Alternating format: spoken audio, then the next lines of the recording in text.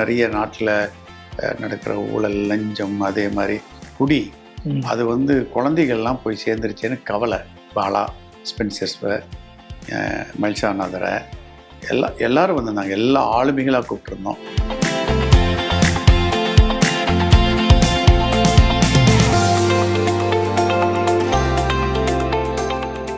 தொழில் சார்ந்து எல்லாமே பேசணும். அக்னி ஸ்டீல்ஸ் பற்றி எல்லாமே பேசிட்டோம். ப்ராமினன்ஸ் பற்றி பேசியாகணும். ப்ராமினன்ஸ் ஹோம் ஒர்க்ஸ் அப்படின்னு சொல்லி ஒரு வீடுனா நம்ம கம்பி கொடுத்துட்றோம், அக்னி பண்ணுது. ப்ராமினன்ஸ் வந்து விண்டோஸ் எல்லாம் பண்ணிடுறோம். ஒரு வீட்டுக்கு என்னெல்லாம் தேவைன்னு யோசனை பண்ணாங்க. அப்போ உருவானது அந்த ஹோம் ஒர்க்ஸ். அது இப்போ அதுலேருந்து சோபா வரைக்கும் எவ்ரிதிங் இப்போ நம்ம மேனுஃபேக்சரிங் எல்லாம் வீட்டுக்கு தேவையான எல்லாமே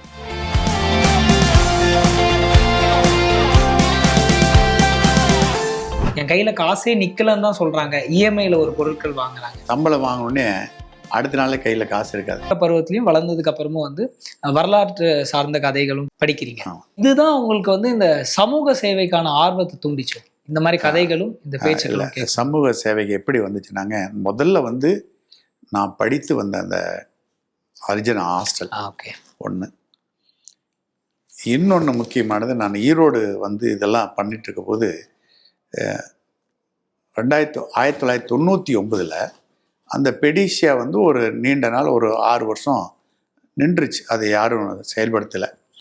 அப்போ வந்து ஈரோட்டில் வந்து இந்த கொடிஷியாவில் எல்லாம் வந்து அதுக்கு செயல்படுத்துறதுக்காக சக்தி மசாலா துரைசாமி தான் வந்து சூட்டபிளாக இருப்பார் அப்படின்னு சொல்லி அவர் கேட்குறாங்க. எல்லோரும் அதான் கேட்குறோம். அப்போ அவர் வந்து இல்லை, என்னால் முடியாது அப்படின்னு மறுத்துட்டார். அதனால் என்னுடைய தலையில் அப்போ அதை பொறுப்பு கொடுத்துட்டாங்க. நான் அப்போ அந்த பெடிஷியாவுடைய தலைவராக வர்றேன். பெடிஷியாவுடைய தலைவராக வந்து நாங்கள்லாம் உட்காந்து பேசுகிறோம். அப்போ இந்த நாட்டை பற்றி எல்லாம் நிறைய பேச ஆரம்பித்தோம். பேசிகிட்டு இருக்கையில் அப்போது அது ஈரோடு டிஸ்ட்ரிக்டாக மாறுது. அப்போ அதை நான் எடிஷியான்னு பேர் மாற்றினோம். மாற்றிட்டு அப்போ அங்கே உட்காந்து பேசின போது தான் நாட்டை பற்றி நிறைய சிந்தனைகள்லாம் வந்துச்சு.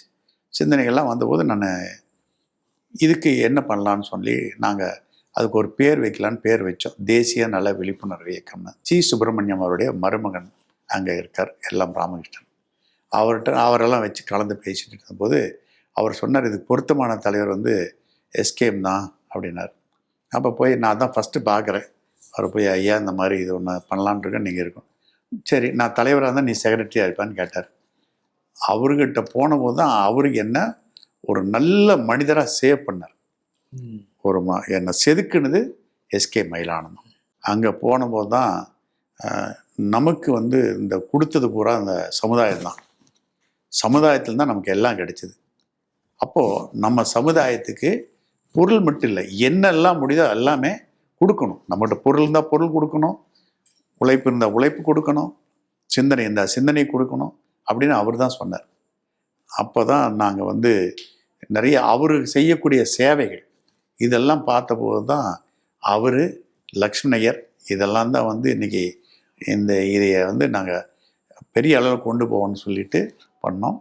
அப்போ தேசிய நல விழிப்புணர்வு இயக்கத்தில் இருக்கிற போது டிஎன் சேஷன், விட்டல் வந்து அப்போ அந்த ஆண்டி கரப்ஷனுடைய அப்போயே ஐஏஎஸ் எல்லாம் இணையத்தில் போட்டுவார்.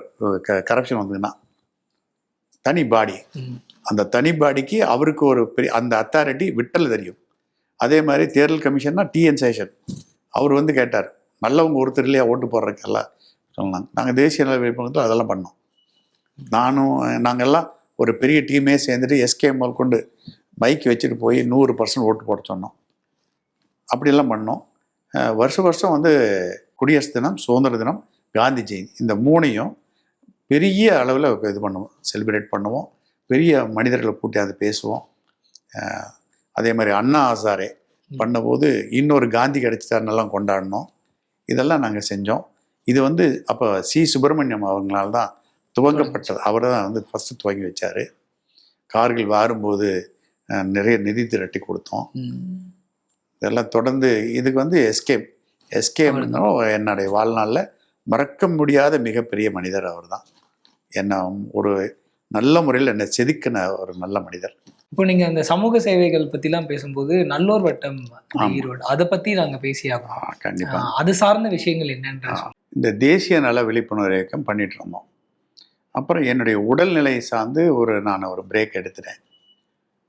அதுக்கப்புறம் வந்து அதை வந்து என்னால் தொடர முடியல. அவர் எஸ்கேஎம் ரொம்ப தீவிரமாக உலக சமுதாய சேவா சங்கத்தில் உலகம் பூரா சுற்றிட்டுருக்காரு. இன்றைக்கும் அவர் 80 வயசு தாண்டி சுற்றிட்டுருக்காரு. இப்போ இந்த நேரத்தில் நான் எதிர்பார்த்துட்டு இருந்தேன். 2022 எனக்கு நல்ல ஒரு வட்டம் அறிமுகமாச்சு. நல்ல ஒரு வட்டத்தை என்னை அறிமுகப்படுத்தினது எங்கள் சம்பந்தி சென்னை சில்ஸ் விநாயகம். அவர் சொன்னார். சொன்ன பிறகு நான் என்னென்னு அவர் நேரில் வந்தார். கேட்டேன். அப்போ சொன்னார், நல்ல ஒரு வட்டங்கிறது பற்றியானா எல்லாம் இந்த மாதிரி நாங்கள் நிறைய இத்தனை துறைகள் சார்ந்தெல்லாம் செய்கிறோம் அப்படின்லாம் சொன்னார். அதுக்கப்புறம் எனக்கு அப்போ பெரும் இதுன்னா ரொம்ப நிறைய நாட்டில் நடக்கிற ஊழல், லஞ்சம், அதே மாதிரி இந்த குடி, அது வந்து குழந்தைகள்லாம் போய் சேர்ந்துருச்சேன்னு கவலை. அப்போ கரெக்டாக அப்போ தான் இவர் ஒருத்தர் நம்ம சூப்பராக ஒரு அருமையான பாட்டு போட்டிருந்தார். அப்போ தான் நான் கேட்டேன், இது என்னங்க பெண்கள்லாம் இப்படி பண்ணுறாங்களேன்னு என்கிட்ட அமைதியாக பேசிட்டு அப்புறம் சொன்னார், நம்ம வந்துங்க இது நடக்குது, ஆனால் நம்பிக்கையாக நல்லவங்க நல்லதெல்லாம் இருக்குது தெரியுங்களான்னாரு. இல்லை எனக்கு இதெல்லாம் தான் டக்குன்னு தெரியுது, உடனே பிரேக்கிங் நியூஸ் இப்படி அது தானே வருது, நல்லதெல்லாம் எத்தனை இருக்குன்னு சொன்னார். அப்போது நல்லோர் வட்டம்னு ஒன்று அவரை அறிமுகப்படுத்தி சொன்னபோது தான் இதில் வந்து மயில்சம் அண்ணாதுரை, சிவதானு பிள்ளை, இந்த மாதிரி பெரிய எல்லாரும் ஆளுமைகள்லாம் இருந்தாங்க. அது வந்து ரெகுலராக வீக்லி ஒன்ஸ் ஒரு மீட்டிங் கூகுள் மீட்டில் நடக்கும். அப்படி நடக்கிற போது ஒரு நாள் மயில்சாமி அண்ணாதுரை கேட்டார், ஏன் நாம் வந்து இதுலேயே சந்திச்சிட்ருக்கோம், நேரில் சந்திச்சேன்னாரு. நான் உடனே அந்த வாய்ப்பு எனக்கு கொடுங்கன்னு சொல்லி நான் எடுத்துகிட்டு ஈரோட்டில் அந்த அரேஞ்ச் பண்ணியிருந்தேன். அதில் ஈரோட்டிலேருந்து ஒரு 10 பேரும் மீதி 40 பேர் எல்லாம் தமிழ்நாட்டிலேருந்து எல்லோரும் வந்தாங்க. இவர் மதுரா ட்ராவல்ஸ் பாலன், எல்லோரும் அவங்க பாலா, ஸ்பென்சர்ஸ், மயில்சா அண்ணாதுரை எல்லோரும் வந்திருந்தாங்க. எல்லா ஆளுமைகளாக கூப்பிட்ருந்தோம். ஒருத்தர் வந்து இந்த நதிநீருங்கிறதோட நதிகளை எப்படி இது பண்ணுறது வெள்ளூரில் பண்ணார். அதை அவர் இந்த மாதிரி நிறைய பேரை கேட்டு நான் எல்லாத்துக்கும் நான் ஃபோன் பண்ணி வர சொன்னேன். எல்லோரும் வந்திருந்தாங்க. வந்தோடனே அப்புறம் அந்த மீட்டிங் அப்போ அந்த வருஷமே எப்பவுமே வந்து நல்ல ஒரு வட்டம் எதையை பேஸ் பண்ணிகிட்ருக்காங்கன்னா 2000 நடந்துகிட்ருக்கு. எனக்கு அப்போ அறிவும் இல்லை. 2000 பாலசுப்ரமணியம்னு ஒருத்தர், அவர் கோடம்பாக்கத்தில் பாரதி டீ ஸ்நாக்ஸ்னு ஒரு சின்ன ஹோட்டல் மாதிரி வச்சு நடத்திட்டு இருந்தார். அவர் அங்கே இருக்கிற செலிப்ரிட்டிஸ் எல்லாத்தையும் வச்சுட்டு அந்த கோடம்பாக்கத்தில் அவரால் என்னெல்லாம் முடியுதோ அதையெல்லாம் பண்ணிகிட்டு இருந்தார். இது கலாம் வந்து அதுக்கப்புறம் விஷன் 2020ன்னு எழுதின பிறகு இவர் என்ன பண்ணிட்டார், அதைய நல்ல ஒரு வட்டம் கோடம்பாக்கம் 2020ன்னு போட்டு பண்ணிவிட்டு அவங்க சர்வீஸ் பண்ணிட்டுருக்காங்க. 2009 கலாம் வந்து விமான நிலையத்திலேருந்து இவருக்கு ஃபோன், அவர் பிஏ, நீங்கள் அவரை இங்கே இருக்கார் பார்க்க வர முடியுமான்னு கேட்குறாங்க. அவர் பாலு ஐயா, நாங்கள் பாலு ஐயான்னு கூப்பிட்றோம். எங்கள் இதில் ஒருத்தர் எல்லாருமே ஐயா ஐயான்னு அந்த அழைக்கிற வழக்கம். அப்போது அவர் உடனே பாலு ஐயாவும் இன்னும் 2 பேரும் ஏர்போர்ட் போகிறாங்க. அறிமுகப்படுத்திட்டு கலாம் கேட்குறாரு. கேட்டோன்னே ஒரு 1.25 மணி நேரம் அவர் மட்டும் பேச விட்டுட்டு இவர் முழுசாக உள் வாங்கிட்டுருக்கார் கலாம் ஐயா. பண்ணிவிட்டு அப்புறம் அதுக்கப்புறம் இங்கே தான் வந்தார். ஈரோடு புத்தக திருவிழா வந்து பேசிட்டு போனார். அதுக்கப்புறம் அடுத்த மாதம் செப்டம்பரில் கலிஃபோர்னியா போனார். கலிஃபோர்னியாவில் போய் 1 மணி நேரம் இந்தியாவுக்கு தேவை இன்றைக்கி நல்ல ஒரு வட்டம், இந்த மாதிரி பாலசுப்ரமணியம் மாற இருக்கிறவங்கெல்லாம் வேணும், இவங்கெல்லாம் இருந்து இந்த மாதிரி நல்ல ஒரு வட்டம்னு ஒரு அமைப்பு இருந்தால் இந்தியா கண்டிப்பாக வலுவடையும் அப்படின்னு சொல்லி பேசிட்டார். இது வந்து அப்போ அங்கே யாருக்கும் தெரியாது. அவர் பேசுகிறது இணையத்தில் வந்திருக்கு. இதை வந்து அந்த கோடம்பாக்கத்தில் ஒரு கண்டக்டர் இருக்கார், லங்கேஷ்னு, சிட்டி பேலஸ்னு ஹோட்டல் வச்சுருக்கார். அவர் வந்து என்னுடைய பையனும் கூட ஃப்ரெண்டு தான், எல்லாம் அந்த ரவுண்ட் டேபிள்னால அவரும் நான் கூப்பிட்ருந்தேன். அந்த லங்கேஷ் தான் பார்த்துட்டு யார் இந்த கோடம்பாக்கத்தில் இப்படி ஒரு மனிதர் இருக்காருன்னு கண்டுபிடிச்சி அதுக்கப்புறம் மீட்டிங்கெல்லாம் நீங்கள் வந்து சிட்டி பேலஸில் எப்போயும் ரெகுலர் மீட்டிங் நடத்திங்க அப்படின்னு சொல்லிவிட்டு அங்கே எல்லாம் ஃப்ரீ எல்லாமே. அப்புறம் அது தொடர்ந்து அங்கே எல்லாம் பண்ணிகிட்டு இருந்தாங்க. அதனுடைய இதுக்கப்புறம் நாங்கள் இந்த அவங்க மறுபடியும் அதுக்கப்புறம்லாம் அந்த கலாமை வந்து ஒரு முன்மாதிரியாக எடுத்துட்டு செஞ்சுட்டு இருந்தாங்க. 2020 கலாம் என்ன சொன்னாரோ, அந்த வளர்ந்த இந்தியா விஷன் 2020ன்னு சொன்னது அதோடு போகக்கூடாதுங்கிறதுக்காக நல்லோர் வட்டம், அதுக்கப்புறம் ஒவ்வொரு வருஷம் 2020 கலாம் ஆண்டு 1, 2, 3ன்னு சொல்லி தொடர்ந்து கலாம் ஆண்டு தான் நாங்கள் நல்லோர் வட்டத்தினுடைய ஆண்டாக கடைபிடிச்சிருக்கிறோம். அதுக்கப்புறம் இந்த கலாம் ஆண்டு வந்து நாம் இங்கே கோயம்புத்தூரில் கொண்டாடினோம். இதுக்கு பார்த்திங்கன்னா நிறைய இளைஞர்கள் எல்லாம் அங்கங்கேருந்து வந்துட்டாங்க. எல்லாம் ஒரு நாள் 1500 பேர் எல்லாம் ஃபுல்லாக வந்துட்டு வெல் டிசிப்ளின். 10 மணினா 9 மணிக்கு எல்லாரும் டேக் போட்டு எல்லோரும் அசம்பிள் ஆயிடுவாங்க. 10 மணிக்கு ஆரம்பிப்பாங்க. ஒருத்தருக்கு 5 நிமிஷம் வந்து பேசுறதுக்கு டைம்னா 5 நிமிஷம் தான். அந்த டிசிப்ளின் ரொம்ப முக்கியம். அந்த 3 நிமிஷம் இருக்கையிலேயே ஒருத்தர் ஒரு போர்டு கொண்டுட்டு மெதுவாக ஒரு குழந்தை போயிடும். 2 நிமிடம், 1 நிமிடம் நிறைவு அப்படின்னா அவங்க அதோட அது என்ன பேசினாலும் உட்காந்துடும். அதே மாதிரி அங்கங்கே சின்ன சத்தம் கூட வராது, அமைதின்னு அங்கே போர்டு இது பண்ணி வாங்கணும்.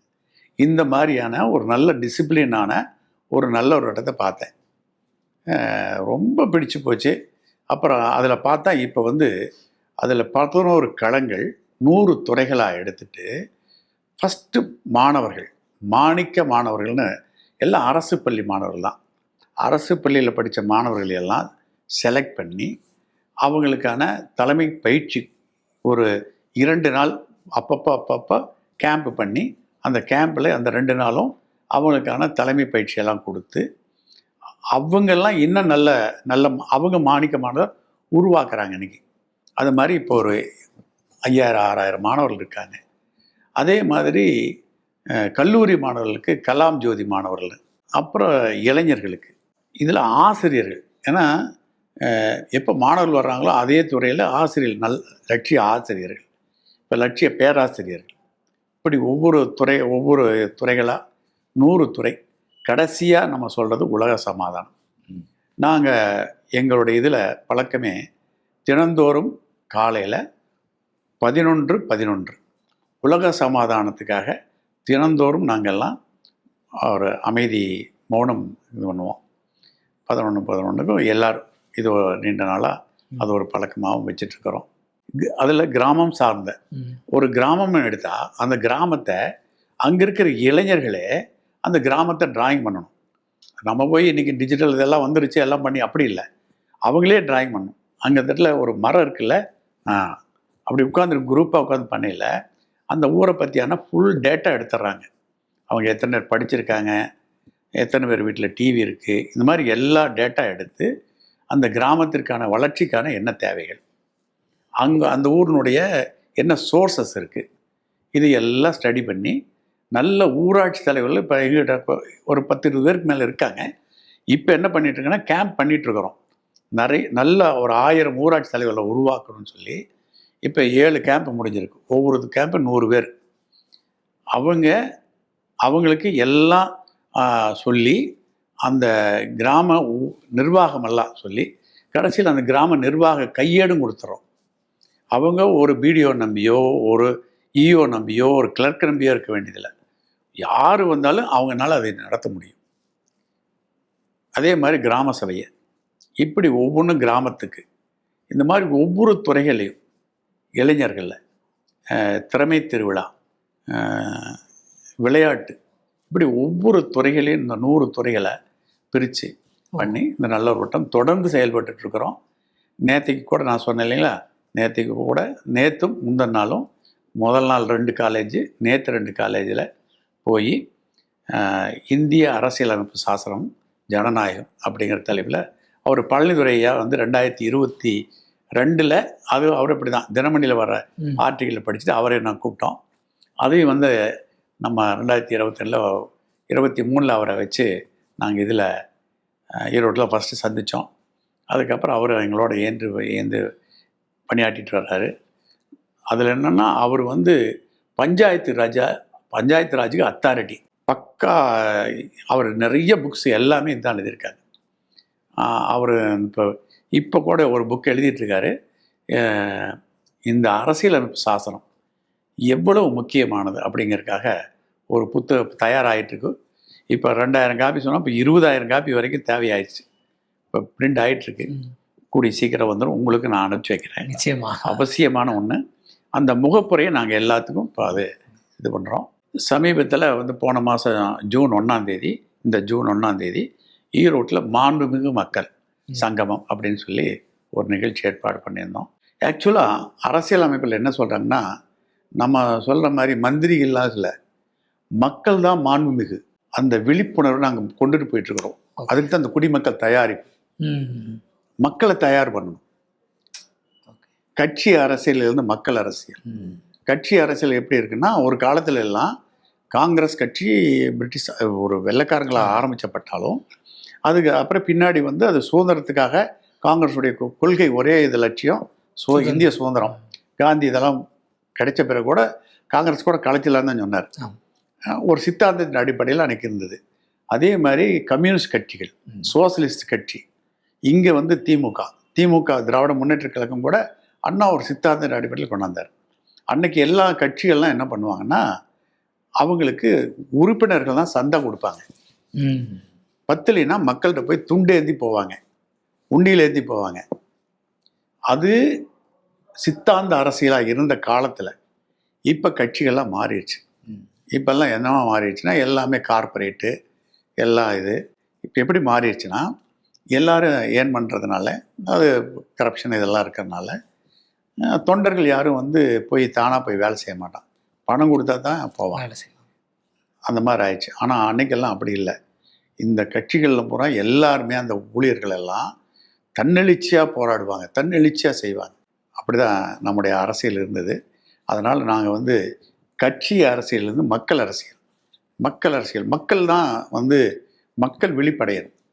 அதுக்கு தான் குடிமக்கள் தயாரிப்பு இதெல்லாம் பண்ணையில் அவங்க ஒரு விழிப்படைஞ்சது மூலிமா ஒரு நல்ல ஆட்சி மாற்றங்கள் ஏற்படணும். ஆட்சி மாற்றங்கள்லாம் நம்ம சமூகம் நல்ல சமூகம் மாறையில் மக்கள் தனக்குள்ள உரிமைகள்லாம் தெரிஞ்சுட்டு அவன் குடிமக்கள் செய்ய வேண்டிய கடமைகள் எல்லாம் தெரிஞ்சிட்டான்னா, இது எல்லாம் கொண்டு போய் சேர்த்திட்டோம்னா ஒரு நல்ல சமூகம் உருவாகும். சமூகம் உருவாகையில் ஆட்டோமேட்டிக்காக நம்மளுடைய அரசியல் எல்லாமே சரியாக வந்துருங்கிறது நல்லோருடைய நம்பிக்கை.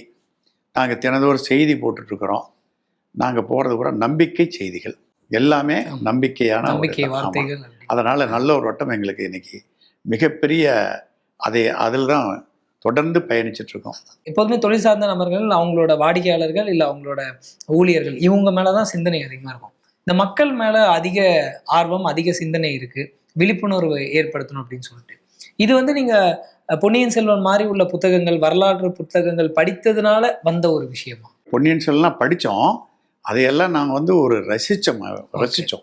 பட் அதனுடைய பாதிப்பு இதெல்லாம் இல்லை. ஓகே. எங்களுக்கு ஏற்பட்ட பாதிப்புகள்லாம் எஸ்கே மயிலானந்த மாதிரியான நபர்கள், லட்சுமண ஐயர் மாதிரியான இந்த மாதிரி மனிதர்களை எல்லாம் பார்த்து தான் எங்கள்கிட்ட மாற்றம் வந்துச்சு. அதனால தான் நாங்கள் செஞ்சிட்ருக்கோம். பொன்னியின் செல்வன்லாம் வந்து விடிய படித்தோன்னா அதனுடைய கதை, அந்த இது அவருடைய அப்படியே நாங்கள் அந்த வந்தியத்தேவனை கூட பயணப்பட்டோம்.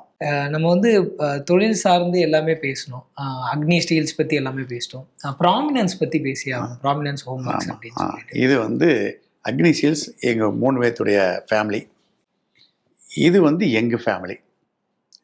எங்கள் ஃபேமிலிங்கில் இது என்னுடைய மகனும் இன்னொரு என் தம்பி, என் பையனுடைய மனைவியின் மைத்துனன், தம்பி இந்துவுடைய அவங்க இனியன், இவங்கெல்லாம் ஒரு பீரியடை உருவாக்கினாங்க.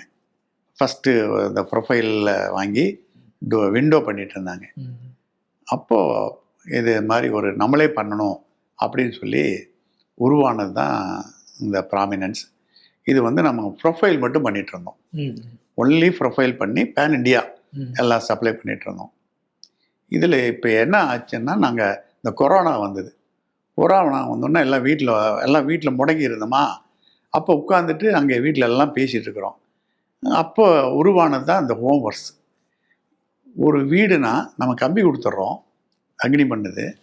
ப்ராமினன்ஸ் வந்து விண்டோஸ் எல்லாம் பண்ணிடுறோம். ஒரு வீட்டுக்கு என்னெல்லாம் தேவைன்னு யோசனை பண்ணாங்க. அப்போ உருவானதான் இந்த ஹோம் ஒர்க்ஸ். அது இப்போ அதுலேருந்து சோபா வரைக்கும் எவ்ரிதிங் இப்போ நம்ம மேனுஃபேக்சரிங் எல்லாம் வீட்டுக்கு தேவையான எல்லாமே கம்ப்ளீட். முன்னாடிலாம் வந்து வீடோட இன்டீரியர் பண்ணணும் அப்படின்னு சொல்லிட்டு யாருக்குமே ஒரு பெரிய எண்ணம் வராது. ஆமாம் நம்ம கொத்தனார் கிட்ட கொடுத்தா இல்லை இன்ஜினியர் கொடுத்தா வீடு ஆமாம் வந்து இருக்கணும். இப்போ இன்டீரியர் மேல பொருட்கள் மேல ஒரு ஆர்வம் கூடுது.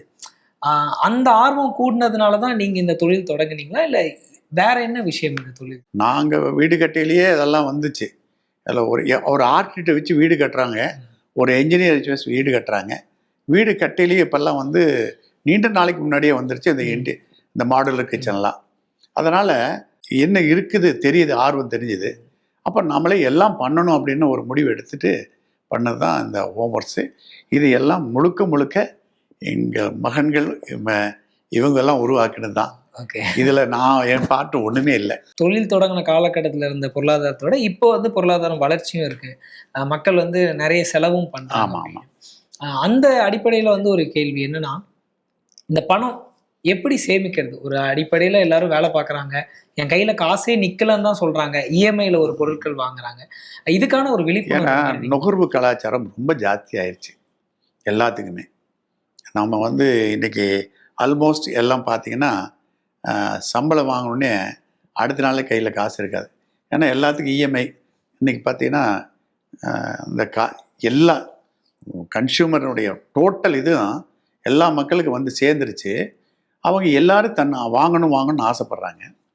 அவங்க எவ்வளவு சம்பாதிச்சாலும் அவங்க 2 லட்ச ரூபா சம்பாதிக்கிறவங்களும் 10 லட்சம்னு சொல்கிறாங்க, 3 லட்ச ரூபாயும் சம்பாதிக்கிறவங்க 10 லட்சம்னு சொல்கிறாங்க. என்ன காரணம்னா நம்ம எல்லாமே அதை வாங்கணும். நல்ல ஒரு வீடு வாங்கினா வீடு ஒரு பெரிய வீடாக கட்டணும், அதுக்கு தகுந்த மாதிரி அதுக்கான இன்டீரியர் வேணும். இந்த மாதிரி இதுன்னு இல்லை, காரு நல்ல கார் முதல்ல சின்ன கார். நான்லாம் முதல்ல சின்னதாக ஃபியட் வச்சுருந்தேன், அப்புறம் அம்பாசிடர் போனேன், அப்புறம் அப்படியே போனோம், அப்புறம் பென்ஸ் வாங்கினோம். இதெல்லாம் இஎம்ஐயில் வாங்கினீங்களா இல்லை? இல்லை என்ன எல்லாம் முதல்லலாம் இதில், அப்புறம் எல்லாம் இஎம்ஐ தான். ஆமாம், எல்லாத்துக்கும் அந்த இஎம்ஐ வந்துடுது. ரெண்டாவது அது ஒரு எங்களுக்கு பெனிஃபிட்டாகவும் மாறுது. அதனுடைய டெப்ரிசியேஷன் அது மாதிரிலாம் இருக்கிறதெல்லாம். ஆனால் இதே நேரத்தில் சேமிப்பு மிக மிக அவசியம். சேமிப்பு இல்லைன்னா நம்முடைய எதிர்காலம் என்னன்னு யாருக்குமே தெரியாது. அது குறிப்பாக இன்றைக்கெல்லாம் ஐடி பீப்புளெலாம் இருக்காங்க, நல்லா சம்பாதிக்கிறாங்க, நல்லா கொடுக்குறாங்க, நல்லா. ஆனால் திடீர்னு அவங்களுக்கு ஒரு வேலை இழந்துட்டாங்கன்னா அவங்க என்ன பண்ணுவாங்க? ஸோ சேமிப்புங்கிறது ரொம்ப மிக மிக அவசியமான ஒன்று. அதுக்கு இன்றைக்கி எத்தனையோ வழிகள், நிறையா மியூச்சுவல் ஃபண்டு அந்த மாதிரி எல்லாம் எக்காரணம் கொண்டும் திடீர்னு இந்த 36% 40% தர்றேன், இன்னும் 1 லட்சம் கொடுத்தா 5 லட்சம் வந்துடும். கண்டிப்பாக எந்த காலத்துலேயும் குறுகிய காலத்தில் பணம் வருங்கிறத நம்பி யாரும் முதலீடு போடக்கூடாது. எந்த இதாக இருந்தாலும் சரி, நம்முடைய நீண்ட நாள் தான் வரும். அதே மாதிரி நம்ம உழைப்பு, நம்ம நல்ல உழைக்க தயாராக இருந்து நல்ல விவேகமாக உழைச்சோம்னா எதுலேயும் வேணால் சக்ஸஸ் கொண்டு வரலாம்.